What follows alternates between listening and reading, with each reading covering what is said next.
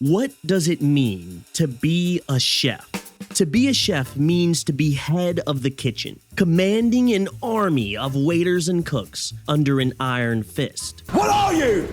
An idiot sandwich. Idiot sandwich what? An idiot sandwich, Chef Ramsay. To be a chef means to be proficient in several food preparations, settling for no less than the best. And most importantly, to be a chef means to put food above all else, even if it requires sacrifices. Today I, Borden Bamsey, will be undertaking my hardest challenge yet.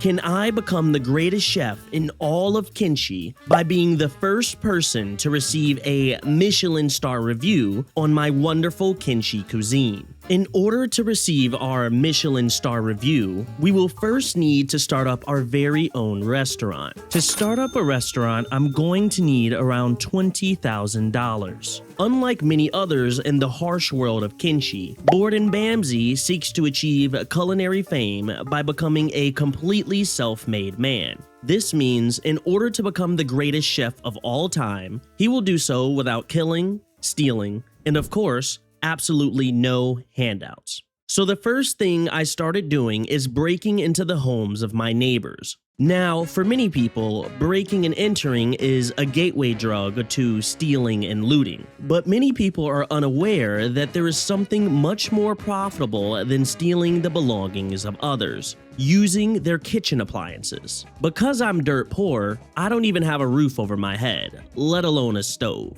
But by breaking into the homes of others, I can skip the process of attaching myself to silly things like a roof and a bed, and instead focus on making enough money to buy my restaurant by cooking and selling food to the locals. Although we now have places to cook, we do not have things to cook. Currently, I live in a fishing village, but to be the greatest chef of all time means to stand out from the rest of society. That means I'll have to find something to cook that isn't fish related. Thankfully, there's a source of food that is completely undervalued in Kenshi: river raptors. River raptors are disease-infested reptilian creatures that will eat anything from farm crops to human corpses. Our village deals with several river raptor attacks a day, causing dozens of slain river raptors to be left out to rot in the sun. But I, Borden Bamsey, saw an opportunity to turn these disgusting swamp monsters into a beautiful cuisine that will light one's taste buds. By cooking the expired foul meat of these swamp monsters and using so much oil that the US would want to invade our dish, I was able to create a cuisine that would be talked about for eons. Ladies and gentlemen, behold, dried gristle flaps with a side of fried river raptor skin. Now, normally, you think it would be impossible to make a profit off selling expired meat to the locals. However, in Kenshi, the best culinary dishes are an amalgamation of meat called a food cube, sandwiches made of literal dust, and of course, for our fishing village, fish. However, after doing a bit of forceful rebranding, I've been able to convince the people that the fish being served at our village is not as good as they think. This fish is so raw, he's still finding Nemo. What in the actual hell is this? Disgusting! So with our competition at an all-time low, people were pretty happy that there was a new source of food on the market. And once word got around that my food was the bomb, we were in business. By strategically breaking into the homes of others, stalking them, and learning their schedules, I was able to cook several dishes 24/7 around the clock. I was cooking while people were at work. I was cooking while people were sleeping. And sometimes, I was even cooking while people were at home. By offering my foul meat to the entire city, I was able to make over $30,000 in profit as a fully self-made man. And after putting our ethically sourced cash to good use, Borden Bamsey was able to buy his very first restaurant. He was ecstatic about his purchase. The building costed me almost $20,000, but it still needed some work. If I was going to turn this empty building into a Michelin Star restaurant, we were going to need some help. So of course, I hired my first employee, Muhammad. Muhammad would be responsible for being our server once our restaurant is up and running. And as many of you know, servers primarily live off tips. This means if we never tip Muhammad, we can essentially have an indentured servant who will work for us for free. So of course, the first thing I did is have Muhammad help me build the restaurant. The first area we began to work on was the dining room. It took some time, but after having Muhammad work on it for several hours while I slept in other people's houses, we were able to create a restaurant with a very rustic theme. It had highlights like authentic seats, splintered tables, and of course, what's a rustic theme without actual rust? We even created an outdoor patio where my customers could enjoy the sweet burning sensation of acid rain gently caressing their skin while enjoying my foul meat. The next area we made was the kitchen. Genius can never be interrupted. And sometimes it's best for the customer to be surprised with a secret ingredient. So I put up a divider so I wouldn't be disturbed during my creations. And lastly, we created a bar where Muhammad could seat our guests and take orders. It was clear that our restaurant was one of the most beautifully engineered creations in all of Kenshi. The environment alone was worthy of a Michelin Star. But in order to truly be bestowed a star, we were gonna need to create cuisine worthy of one. Throughout history, chefs have been known to challenge themselves by using extremely exotic ingredients in order to make a delicacy that stands against the test of time. The chefs behind these dishes have put their all into turning something that would normally be unappetizing into a blissful trip to Flavor Town. So I needed an exotic dish that would truly stand out, something that would shock these people's palates into a new standard of cuisine. And that's when it hit me. No chef has ever went as far as making a dish out of human flesh. Now, I know what you're thinking.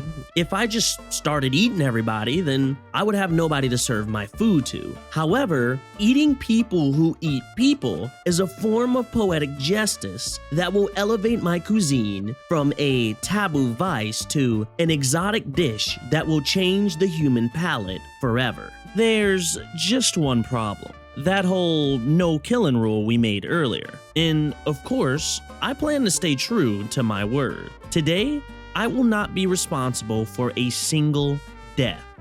But if we were to start a full-scale war between the cannibals and my fishing village, then I mean, someone would have to dispose of the bodies. So it was now time for Borden Bamsey's greatest challenge yet, turning cannibal flesh into Kenshi's finest delicacy.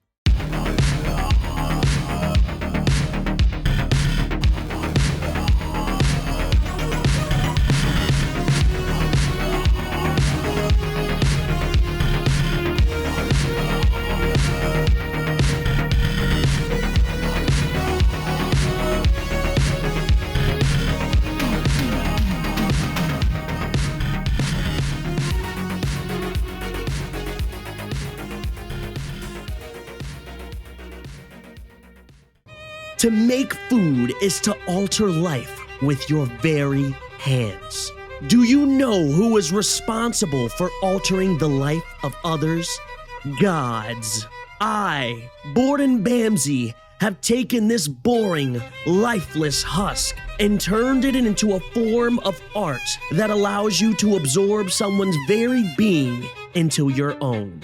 Ladies and gentlemen, I present to you the greatest culinary art known to man, the prick pie.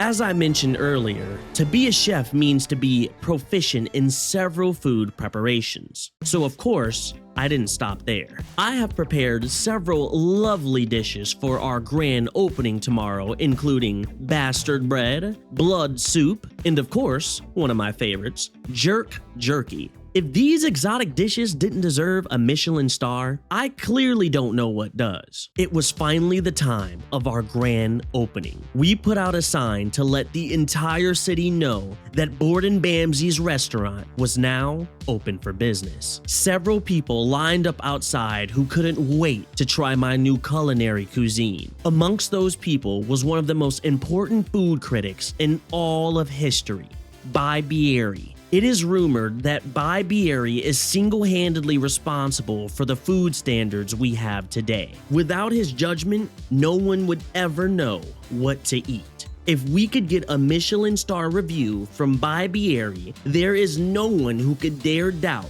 my culinary genius. So I immediately had Muhammad set the tables inside, while I worked tirelessly in the kitchen creating more food for our other guests. For Bibieri, we made a 4-course meal, and of course, it was on the house. Bibieri consumed the food in an instant. I couldn't tell if he loved or hated it. He was expressionless, simply feeding the infinite void that is his stomach. This is when I knew he was the real deal. If I couldn't blow him away with my prick pie, then nothing would ever change his palate, and my chances at a Michelin star would be lost. I had Muhammad bring out my magnum opus, the prick pie. And when Mr. Bieri took a bite, it was like he had finally experienced what it truly meant to be human. Borden Bamsey and Bibieri exchanged words. Man, this meal was so good it took me to Flavor Town. What in the hell is in that pie, man? Since I respected Bibieri as the best food critic in history, I decided to show him how the pie was made. I had no doubt he would fall in love with the life I had altered, baked, and brought into this world in the form of a delicious pie.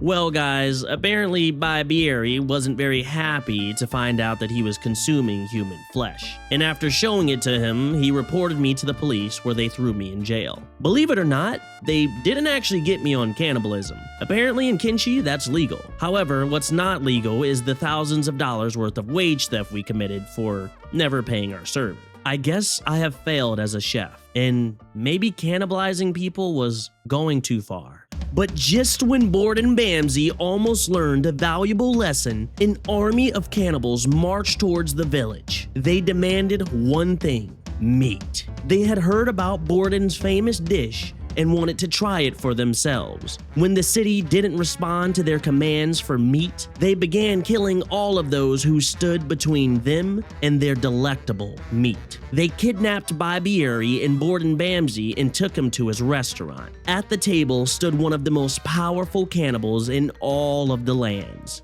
the Meat Lord. He demanded that I prepare the same 4-course meal that I did for Mr. Bieri. In return, the Meat Lord would bestow Borden's restaurant with a Michelin star review. So of course, Borden did the right thing and began to cook.